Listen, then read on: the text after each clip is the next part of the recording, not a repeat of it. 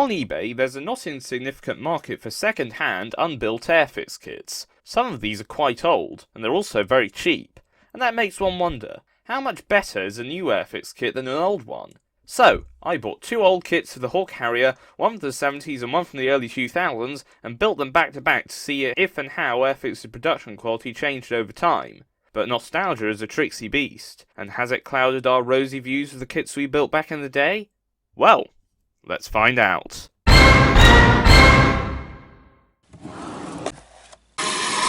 First off, I'll be making the older of the 2 kits. According to Scalemates, this was first tooled in 1969, with the specific boxing being released in 1978.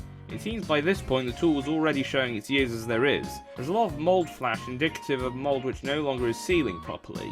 This acts as a nice segue into the process though, as I cut all the flash off of the parts to prepare them for construction. Cut off all of the big kashbloodles with your knife and then sand any excess smooth with a decently high grip piece of sandpaper. I think this is about 300, which means it's good for smoothing without significantly scratching up other bits. You can lightly sand the entire part surface if you want to help paint to have a less glossy surface to stick to, but it may be less advisable on this kit as an artifact of the older, less advanced tooling means panel lines are raised instead of recessed and could potentially be sanded totally flat if you aren't careful. This model can have moving parts to represent the turbine fan and the vectored exhaust nozzles, but due to my inexperience at the craft, the fan ended up seized up in one place, and the nozzles turn like total ass! Which just means they kinda don't. I would advise painting the nozzles and the area surrounding them in advance of construction, as they can be very fiddly to paint once in place. I spent quite some time sanding down join seams in an attempt to make the plane look cleaner and nicer. I applied a few small dabs of liquid poly or poly cement, let them dry and then sanded the area down smooth. Eventually enough cement would have made its way into or over the seams so they were completely flush, and soon the whole thing looked really good. The wings on the Harrier are very small, almost comedically so in comparison to its length. Most planes have wingspans even wider than their length in order to attain maximum lift. I believe the reason they're small is because the engines are actively pushing the plane up as well as forward, so less lift needs to be generated by the wings to facilitate stable flight. Harrier 2 does extend the wings however, but I think this may just be so they can fit more bombs under the wings. Something that quite annoyed me as I painted this kit was that the plastic they used to mold this kit was almost exactly the same colour as the 64 matte grey I was using to paint the underside. I had to apply a bit of guesswork to this kit as it was made before Airfix was bought by Humbrol, and as such the recommended paints aren't specific colours, but rather are what I believe to just be generic Pantone colours. Thankfully I was able to get some pretty accurate colourings from paints I got from other sets, and some ones I got for my birthday. Yay! The camo pattern was quite an annoying ordeal to paint, as the design geniuses at the Airfix Instruction Manual Factory only showed one side view of the plane on the painting instructions, so I was forced to employ some guesswork of what the other side should look like from the box art and what other context clues I could gather. I think it turned out alright for what I had. The 45-year-old decals were perfectly average. I was initially concerned they would have completely deteriorated with time, but thankfully that was just the protective film on top that yellowed. Even so, I found the decals were not the best quality, becoming rather wrinkled on application and overall being of a lower quality than one would expect from a modern kit. They were also less vibrant and probably slightly translucent, as it became noticeably darker when placed on darker surfaces on the model. I think they are probably one of the few detracting factors from this otherwise good build. Oh well. It's important that you apply the decals before you add the pylons for your plane's elements, as the pylons overlap the decals in places. Unless you're a psycho who cuts out the decals to place them around the pylons. Finally, I gave the entire model some coats of matte varnish after giving the pylons some satin so they were level with the rest of the plane, and so the build wasn't totally flat and boring, I attempted to apply a bit of weathering places. And with that, the 45-year-old Harrier model was finally done. Having built the first one, it was time to move on to the next one, a GR3 Harrier that according to Scalemates is actually a modified version of the 1969 tool, but with new parts such as the remodelled nose being substituted in 1982, seemingly the very next release after the 1978 model. This specific boxing appears to be somewhere in the ballpark of the late 90s, because it's clear that around this time Airfix was really pushing their website, which was new in around 1999. I love these old websites, have this strange nostalgic warmth to them, which can only be found in the websites from way back when the web was still a wild west of sorts. I wish the Wayback Machine had a more complete capture of it though, as most of the product pages are missing or redirect to later captures. Maybe Airfix will recreate the website one day and tuck it in at some old .airfix.com domain. Who knows? And that's besides the point of this video. How did the build go? In terms of quality, this kit is somewhat troublingly of a lower quality than that of the last one, despite being 20 years newer. The plastic used in this is thinner and has a nasty yellow hue in the light, and the pieces were warped out of shape, and don't mention the flash. At this point the molds were nearly 35 years old and had deteriorated quite badly, as well as it being of a much lower quality compared to the new kits that surrounded it. By scale mates, it was finally retired in favour of new tooling after 2009, after 40 years of its tooling being used. That's a long time. This kit did not come with an instruction booklet, but since I had the foresight from building the last Harrier, which this one is also based off of, I was able to mirror that build almost exactly, aside from a few parts that were changed slightly. Unfortunately, I was not able to build this with raised landing gear, as Airfix had removed the stand when they modified the tooling, but incredibly poorly as such that you can clearly see where the slot for the stand was before they ground it out of the tooling. God damn it, Airfix! The paints applied confused me as they were completely different to the ones on the box, so I decided to continue using the ones I had used for the last build. I used up all my remaining 27C grey painting this, and then used olive green for the camo pattern. The underside on this one continues the camo pattern instead of using a lighter underside colour, so that's another way this kit differs from the last one. It also comes with two decal schemes, of which I used the scheme depicting XZ964. These decals were very good at sliding off the sheet, but the print quality was absolute garbage, with heads being misaligned such that various colours were off-centre and sometimes completely misplaced. Thank the angels Cartograph does so much better these days.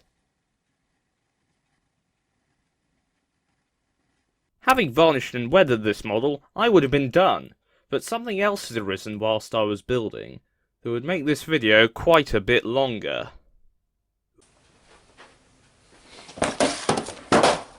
It was about halfway through the second build that I found myself on a day out to the RAF Museum in London. It was there that I found myself deciding to buy a third Harrier, lengthening the production cycle of this video by potentially over 50%. I thought that since the first two models were mostly identical besides the tooling changes to make the GR1 into the GR3, I decided to make the video more fleshed out by comparing both of these with a more freshly tooled kit, this being a Sea Harrier from the Falklands War, tooled in 2013 and modified into the Sea Harrier in 2022 according to Scalemates, and this kit is technically brand new, meaning I have kits from 20-year intervals of each other respectively. So, how did this impromptu third build differ from the ones that came before? Due to significant advancements in tooling manufacturing since 1969, this kit has recessed panel lines instead of raised ones, as well as much more detail in general. When I first saw the parts I thought the lines were actually a bit too thick, but once I painted the model I thought they looked more natural. The kit itself is also constructed in much a different way. Instead of the wings slotting in the side as two separate chunks, there is one big wing piece that goes over the top, which is good if you want to fill out the innards with stuff. The nozzles are not vectored on this one, which is fine knowing how trash I was at making them work, so there's a load of empty space, which I filled up with spare sprue bits in order to stop the plane from tail sitting. Something rather unfortunate was the pilot did not fit terribly well in the cockpit, so I had to chop his legs off. And because he was too tall to fit under the canopy, I had to sand some of his forehead off as well. I'm sure this won't affect his mental health in the slightest. The paint scheme was not camouflage on this one, so it was rather much easier to paint using some 123 dark grey.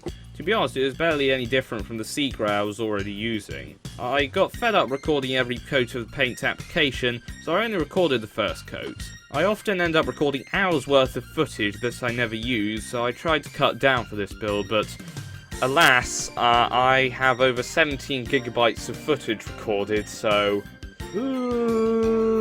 Finally, I varnished the model with satin and applied the decals. I also only recorded a few of these being applied because most of them are tiny and would never been seen, even though I am recording with a much better camera now. It's very cool to see how much these decals have improved from the 70s to the 2000s to the 2020s. The new ones by Cartograph are very well detailed and you can actually see the text on them despite its very tiny size. A true testament to the advancement of model making as an art form and an industry.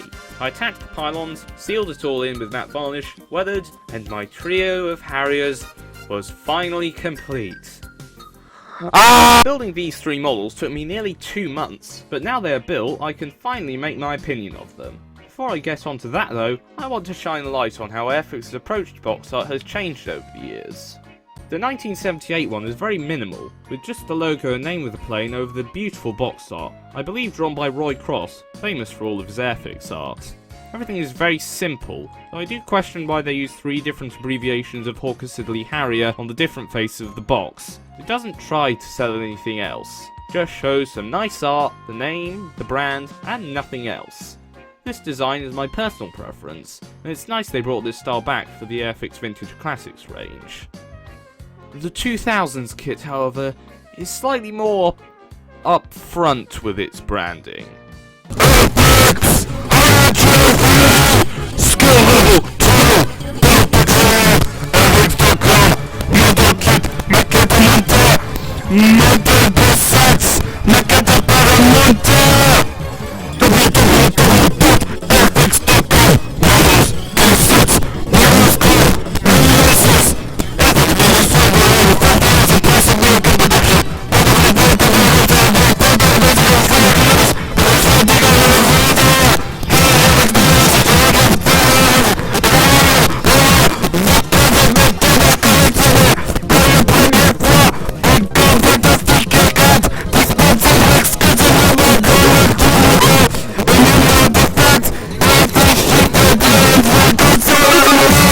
This branding is very clearly gearing itself towards the hip and radical Y2K generation, with pretty much the entire backside dedicated to advertising the gloriously late 1990s Airfix website.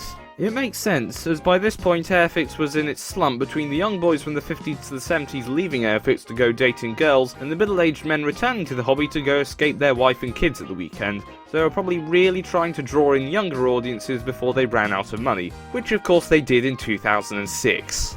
The new kit shows a lot more restraint, however, using the standard Airfix brand identity in use since about 2010.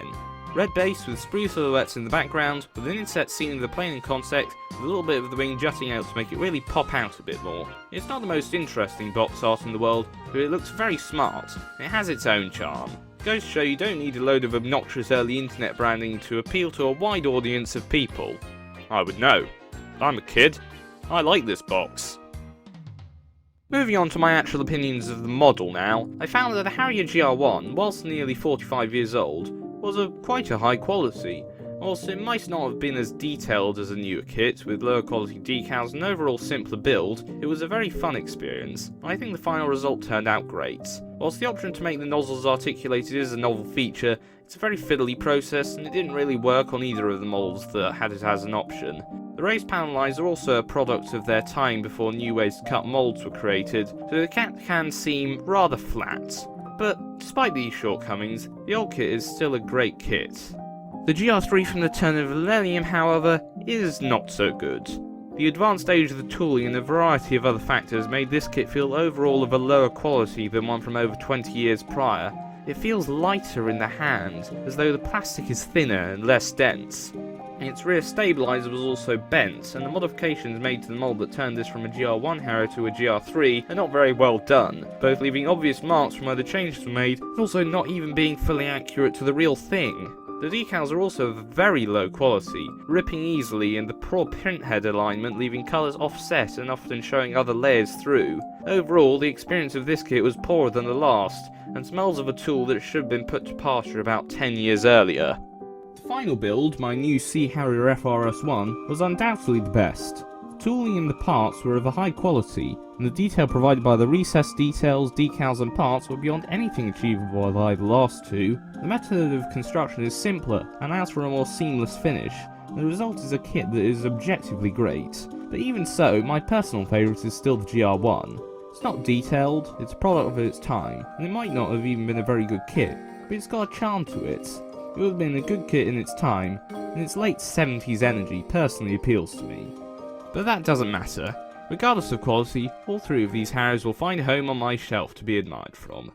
Who knows? There's a new GR1 Harrier coming out soon, so maybe I can build that and compare it with the old ones. Maybe I'll build all of the Harrier 2 versions in another video. But that will come in its own time. I have other videos I want to make before airfixing episode 7, but until then, happy modelling, and goodbye to you all.